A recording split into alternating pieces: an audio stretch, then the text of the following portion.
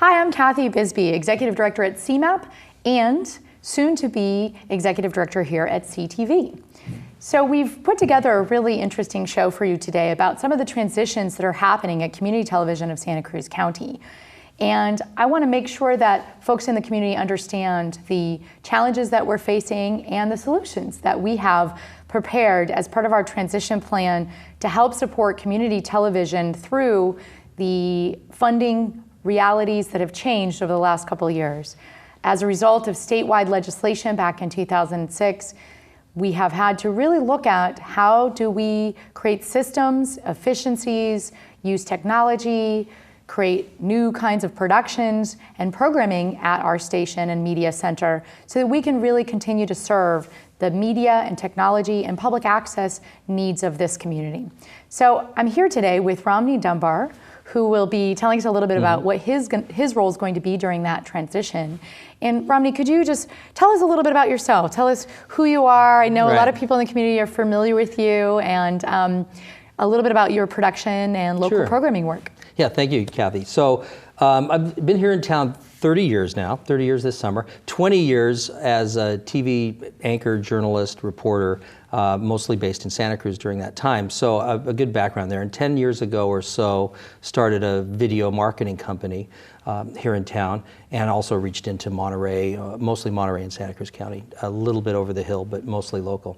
So that was my background coming in and sort of following the technological changes that we're also working together on here that led to streaming media and the whole new world, brave new world of media.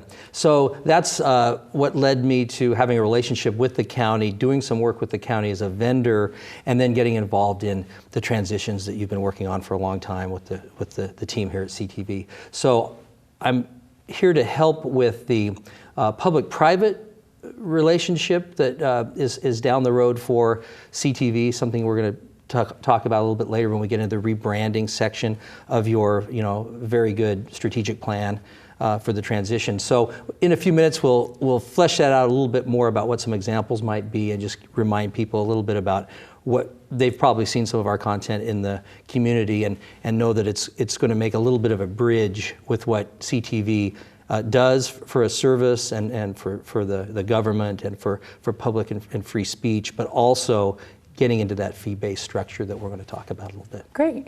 And I think it may be sort of surprising to folks that the county and that CTV is working with a private production company. And I think what we're hoping to do during this program is discuss how that public-private partnership is really going to help support the transition goals of community television. So I look forward to getting into that. So if you're a viewer and you're kind of wondering, I don't get how this is really fitting with all of the productions that are already happening at community television, we're going to get into that. We're going to talk a little bit about Romney's role and how we're going to be able to partner for the betterment of community television and the survival of community television. So I want to talk a little bit, before we get to that, about some of our transition goals at community television. So many of you have heard me during the telethon recently at CTV talk about some of the very stark funding realities that we're under. As you know, we do not have operational dollars as of next July, and really this next year, my organization, CMAP, has been asked to come in and manage operations so that we can really help CTV get to that place. And one of the things that's been a really exciting part of that process for me personally and professionally is that we've been able to do a lot of collaboration work. Just in the last couple of weeks, we've had joint meetings of CMAP staff and CTV staff on our management team, on our productions team, with our technology and programming departments.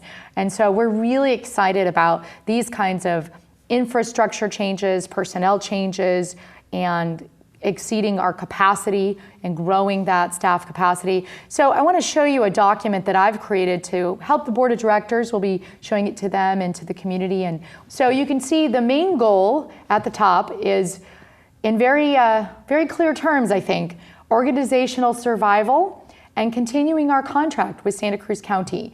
So in order for CTV to really continue the trust that we have with the County of Santa Cruz, that we can really provide the community media and public educational and government access services to the community, we have to do a variety of things that I think are going to be somewhat challenging for us in the next year. On the left, we have growing personnel capacity and efficiency.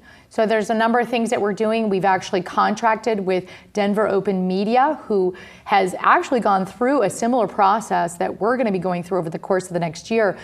Denver actually, they had to shut their media center down for an entire year to get things back on track. We won't have to do that. We will have some closures, and we'll talk about that at other times. But you know, in this model, we're going to be creating efficiencies through using some of the tools, the technology tools that Denver has actually employed. I've been working with their team for over 3 years. At CMAP, we've actually implemented some of those technology tools, and they've created efficiencies for our organization. The second area is really developing funders and fee-based services. So a lot of media centers around the country have had to do this. What we used to offer for free, we no longer have operational dollars to do that. So we've got to come up with fee-based services around our expertise, media and technology, and media access and public access to the media. So we'll be doing that. We'll be letting you know about some of those fee-based services. And we've brought on a brand new development director just 3 weeks ago, Paul McNabb of Scotts Valley. And I believe folks had a chance to see him at our last board meeting, and we'll see him again as we're bringing the board up to speed on fundraising and development and applying for grants, and we're going to be doing some fundraisers that we hope that you'll join us to participate in. The third area is really around building new technology infrastructure. Some of that we're doing through checkouts and reservations. Some of that we'll also be doing through members being able to upload and schedule their own content. And I like to think of this as a DIY kind of approach to community media. And that is that members are really critical to the success of our media center and can really be helpful in creating and using the technology that we put into place to schedule their own shows, to help promote the shows on community television, and also be able to help do some of the checkout and reservations that we've currently had staff doing. And unfortunately, we won't be able to continue having staff helping members with some of those things we've had help with in the past. And the final area really relates to that as well. We are organizing a team of super users and members here at CTV who we really feel are vital to really lead this organization into the future. Without your support as a member, without your support as a volunteer, without the community support, we will not be able to keep CTV afloat. So this is really a little bit of an open call to you as the viewers and the community of Santa Cruz to help support us in these transition goals. Briefly, I want to show you very quickly a transition document that kind of outlines the phases, and that'll be a nice way to introduce some of the work that we're going to be doing with Romney. So you can see a little bit about some of the ideas and the plan that we have developed for the transition at CTV over the course of the next year. We have 3 phases of development. The first phase is, again, putting into play these 4 areas of organizational change and development. The second phase is really doing the training and building the capacity and the member involvement. And then the third phase is really making sure that by really March of next year that our relationship with the County of Santa Cruz and with the community is a strong one, and that people really feel like this foundation that we've laid over the course of the next year is really working both for the needs of the community, the needs of the county in terms of our contract with them, and also to make sure that we have a plan for sustainability into 2014 and 2015. So I'll make sure as your managing director, I suppose, in the next couple of weeks and months to keep you well informed about some of these changes that are happening. I know there will be lots of changes that will be new to the community and to the CTV community, and we hope to keep you well informed about how this will affect community television moving forward and how it will support our goals of keeping the organization up and running for years to come. So on that note, I want to segue into Romney's role in all of this, which I'm sure people are wondering, okay, how does Romney Dunbar and Dunbar Productions fit into this? And really, what we've talked about is having you take on a role of rebranding the channels. You have a lot of experience with that. You've developed a lot of commercial content that we really feel doesn't have to be necessarily commercial for community television. and can really help to provide some quality programming. And not to say our programming is really great. I mean, we have wonderful public access producers. There's people who have been producing content for 20 years here that have done amazing pieces, nationally award-winning, regionally and Western states award-winning. But I think there's something else that you're really bringing to the table. Could you talk a little bit about that and how you envision your role developing here at CTV? Well, coming in and really looking at CTV and seeing what the strengths are, and that is, as I'm a broker of media as well, so I broker time for clients, and we make videos for, from Granite Construction, sort of Fortune 500 to a local artist. So many of the things that really would cross over with community TV and some of the work they're doing as well, nonprofits. So we have a few examples to look at today, but where you see we've actually done these in the community and they're very close to community TV. Some of our things are, of course, blatantly commercial, right? Advertising, but and a lot of real estate, things like that. But you can make a very small step from my news background and our commercial background to make something that fits in the middle. The reason for this is to draw more attention and more value into the tools that are available at community television. Great access to the airways, great streaming video, state-of-the-art improvements that you mentioned in your plan. All the things that are 2014 tools that are necessary for a nonprofit or even for-profit partners. So it's a very competitive process here. It's a very competitive compilation, and it's never had to really compete that way or go after larger fees. If we can improve, if we can work our deadlines a little faster, because we've had to do that in the competitive commercial world, if we can add a little bit of that juice, if you will, to community television, that would be one step. And really just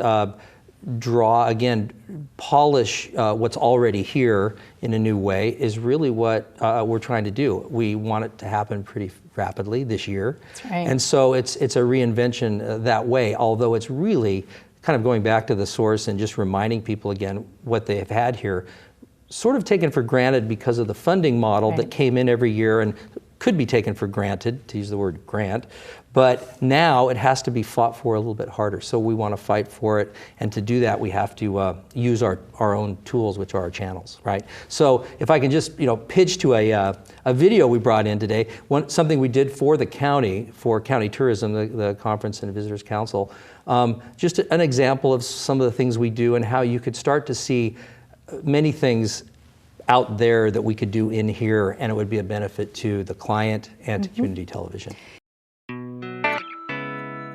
How about a Surf City vacation this year? Santa Cruz is the ultimate surf city because along with the iconic surfing and beaches, Santa Cruz County offers award-winning wine country and majestic redwood groves, minutes apart. Let's prove it. First stop, Henry Cowell Redwood State Park, one of 14 state parks in Santa Cruz County. Some of the tallest trees in the world are right here. One of Daniel Williford's jobs is to get visitors excited about these majestic trees, a job that's pretty easy most of the time. The reactions I see on people's faces when they first step in here is one of awe and magnificence, and almost speechless to begin with. They can't even grasp what they're seeing. You hear about the redwoods, you read about them, but there's no substitute for coming to them, smelling this redwood air, touching their bark, and just looking up at the grandeur of this place. People are enriched when they leave here. The 14 state parks in Santa Cruz County give every opportunity for outdoor recreation. You can be deep dark in a redwood forest, and later on that day, maybe within a half hour, 45-minute drive, you can be walking along the shoreline of one of our great state beaches. We'll be there in just a moment, but first it's on to wine country. Specifically, the Corralitos Wine Trail in South Santa Cruz County. And the vine right here. Yeah. Marguerite Nicholson's family is exemplary of the friendly, homegrown wine industry that dots the local landscape. Wine tasting in the Santa Cruz Mountains offers such a unique and intimate experience for visitors. No matter which winery you go to, it's not unusual to be one-on-one with the winemaker and the winery owners. It's not unusual to see them pouring in their wine tasting rooms on the weekends. And what this does is it allows our guests to have that personal experience, to see what we do, to feel the passion. And not only is it a pleasant surprise to wine taste in the mountains and see our beautiful mountains, but it's a pleasant surprise to also find world-class wines. As far as potential for a viticultural area, this is one of the top 3 Pinot growing areas in California. Pinot Noir? Each vintner will be sharing with you their personal creative effort, their take on their environment. And they're often very excited to do that. You can taste up in the mountains. You can drive very easily to the coast and have a sunset walk on the beach. Wine tasting does not get much better than that. And now that Surf City beach vacation. And the best place to start? A surfing lesson at beautiful Cowles Beach, right next to the wharf and boardwalk. You paddle with your shoulders slightly up. Club Ed's Ed Guzman has taught thousands of folks to surf since training soldiers to do it in his Army days. And this boot camp in the sand is a whole lot more fun than those other kind. What makes Santa Cruz a surf city is this is where it began. And for a lot of people, this is where it gets to end because they end up staying here and never wanting to leave. We have everything from the biggest, most powerful waves to, like here at Cal Beach, we have the gentlest, trickly, puffball, mushy waves that are perfect for beginning. Everybody from all walks of life, any shape and size person you could imagine, you're going to see out at Cal's. You know, what happens is the ocean has healing qualities. You know, you touch the ocean, you get in there, you even smell the ocean, and you feel better as you're walking away. But when you get to immerse yourself in an activity that goes into the ocean, you just feel different. So you get out on a board, you paddle, you sit, you watch the birds fly over, a seal pop up by you, an otter with its pup. It's amazing. The woods, the wine, and the waves, all part of a great vacation in Santa Cruz County. See you soon.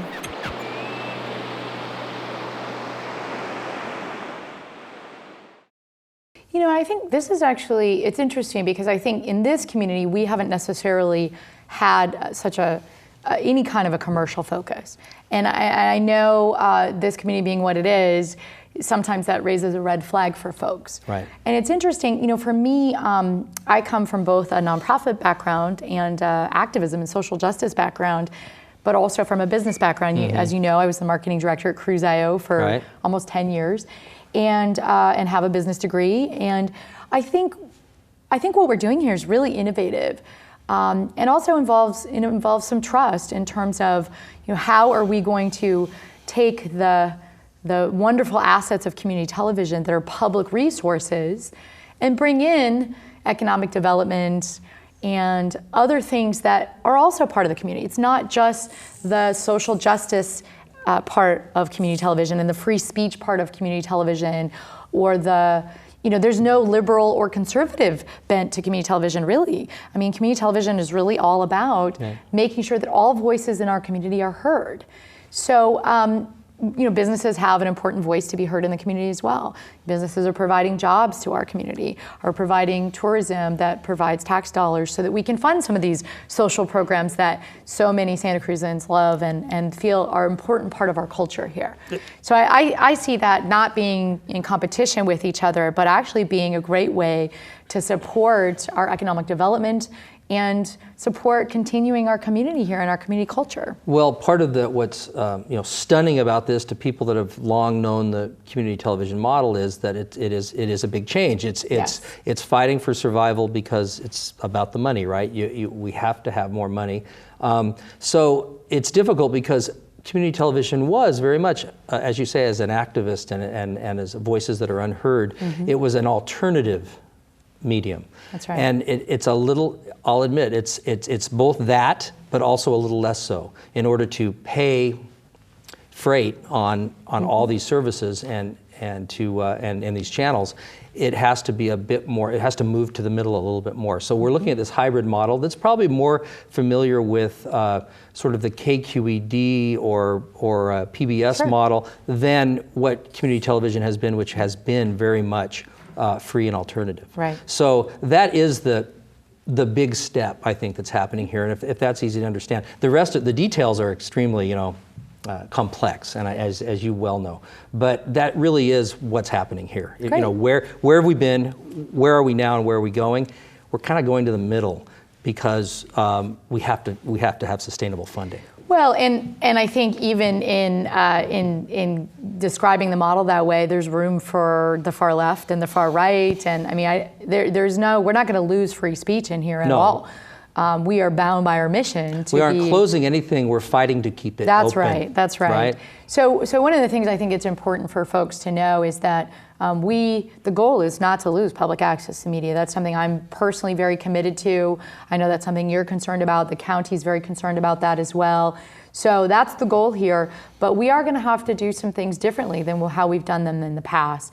And I feel very confident that with the team that we have here, with the members, and having more involvement from members, in fact, getting support from the community in ways that we've really never asked you as a community, we're going to be asking you for support this year. And we're going to ask to support not only the history of community television and the long and wonderful history of community television, but also our future. And that may look different next year than it does right now.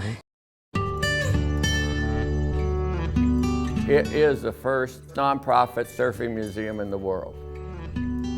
Everything in here has roots to Santa Cruz, and it's all about Santa Cruz. It's just like real estate. This museum is location, location, location. Right out on a point in the lighthouse, and then the cliffs. It's like going to bleachers in a football game. You can just stand up there and watch them surf. Well, I started surfing in about 1936, and we formed a Santa Cruz Surfing Club in about 1938. In junior high school, we started building boards that today we'd call them a barge. They were square on each end and just a taper on each end. And they were just oversized belly boards, really. But you could stand up on them in cowls. And then in about 1938, a bunch of guys from Southern California were going to San Jose State. And after a big storm one time, we went down to the beach after school, and these guys had their surfboards sitting up against the cliff and had a fire going up against where the Dream Inn is now. And they were entirely different, paddle boards and solid planks. And start taking measurements and going back to school and building new boards. We didn't have the crowd surfing. We had a clubhouse down at the beach, right at the beach, and be sitting on the porch waiting for somebody to show up to go out with. We've tried to run it so you go from early days right around to present days. When they run big time contests here, the O'Neill Coldwater Classic, and everybody's amazed that they can come in here as well as look out, and they're only 100 or so yards from some very big waves. It's an ideal spot. If you want to surf every day of the year in Santa Cruz, you can find a spot to catch waves. That's a known fact. There's waves all the time here. Faraway travelers can't believe how much we have in here and how good the chronological order is. And then we get surfers come in and they want to see the pictures of their friends, or they want their picture in here. So we try and be as diplomatic as possible. Be sure to check out the Surfing Museum on your visit to Santa Cruz. Could you tell us a little bit about the first idea that you have in terms of a pilot? Really, there's two things. One is a project we're working on with the county, and obviously community television offers us a way to highlight that project. It's the Pajaro River Levee work, and it's actually more interesting than that sounds. Includes Elkhorn Slough and wildlife preservation. Interesting, because we can highlight it here on community television. The other is a new series, and it's really, the working title is Innovators of Santa Cruz, because our community is so cutting edge is a tired term, maybe not, because we're still cutting edge. There's some very interesting things going on here, both big and small. So that might be some sort of a chance to have to work with businesses and with a business community and a sponsor, but also to highlight some very worthy efforts here in town. So that looks like it's on the front burner.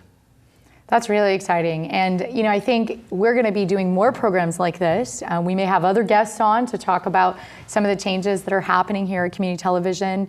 We definitely are going to have some new programming, both coming from Dunbar Productions, but we also have a plan here at CTV with our staff and with our members to develop programs. We have just recently started an open mic night at CMAP in Gilroy, so we did our first open mic.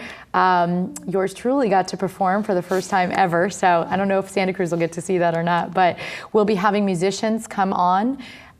We have lots of music programs here at CTV already, but I'm really excited about doing an open mic night where we'll invite everybody from the community to come in and perform spoken word, music, acts, all kinds of things, and we'll be doing that monthly. So we'll be looking forward to collaborating with you on that to maybe see if we can get some sponsors to help support that, or complimentary content that we can develop around that. We're also going to be, as we have in the past, working with the nonprofit community, doing public service announcements, and doing other pieces that folks are very accustomed to, both our members and our staff getting out in the community and shooting a lot of these community events. And we're looking forward to partnering with Dunbar Productions on what that's going to look like and how we manage our time slots and the evening programming. I think quickly too, just to throw in this, you had mentioned earlier in your plan that the technology has taken a significant leap forward. The channels are going to start looking better. The streaming media will be state of the art, and the do-it-yourself aspect of it, that is the uploading from the community, is going to be even better and more robust. So yes, in a sense, it's more of an a wider open door than ever because of technology. And if you look at Denver Open Media's site, actually, you can see a little bit about some of the changes they've gone through over the last 7 years, when their community media center kind of collapsed and didn't survive, and then had someone come out in and bring it back up to speed. And a lot of the changes that we're going to be making here are similar. We're following their lead in certain areas. In certain ways, we'll be really going into absolutely new territory entirely. And so, I just want to let folks know and make sure that you understand, as viewers and our community, what we're doing here at community television to really reinvent community media. And that's something that's happening all across the country due to these funding cuts.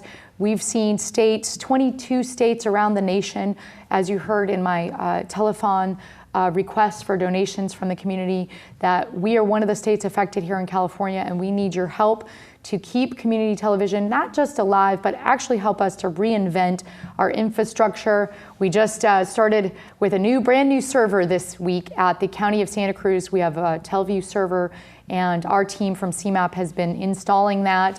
It's going to bring a lot of efficiencies in personnel time, and also in helping the members put their own content and even schedule their own shows on our server. So that's going to be happening in the next 3 weeks. So if you're a member, you can sign up to take the training for how do you upload your content and get it on the airwaves. And we're very excited about this open access that we're continuing here at community television. So I want to thank Romney for coming on the program today, and we'll be doing some more shows like this, and we really look forward to hearing from you as our viewers, our members in our community, about how you can support these transitions at community television of Santa Cruz County. Thank you.